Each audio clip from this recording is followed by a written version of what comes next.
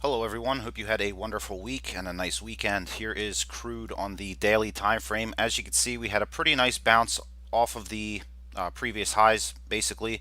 So we do have a little bit of support now around that 72, 74 level on the back of that close. Now what we do have here is still a lot of opportunity for a lot of volatility within this area, and if we are unable to really make any progress to the upside here, just kind of zooming in on the hourly now, we really need to make sure that we get above the 74.30 level. If that ends up holding as the resistance zone, then we should end up coming right back down again to test the 72.20s. Now, in the event that we do go ahead and break them, we're going to be looking at support at the next level down, which is the next fib, essentially around 70.85, and then we'll kind of chop around in this area again, trying to get some kind of progress going. But it seems to me like oil has lost some of its momentum. We'll see if that's true or not. If we end up, spiking to the upside, testing the 75s again and breaking them, which I don't really see happening, but it could obviously, then we are going to be headed back up into the 76 to 77 targets to the upside.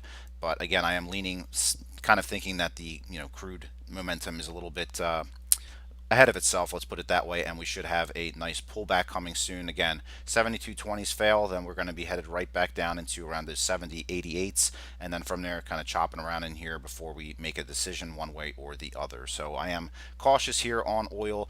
There is an opportunity we could see some spikes to the upside here, but again, if we don't break the 74, let's call it 74.40 for simplicity, then that is going to mean for me that we should be looking at a little bit more of a pullback here. So I'm just going to be watching here and observing until I see something definitive with regard to oil.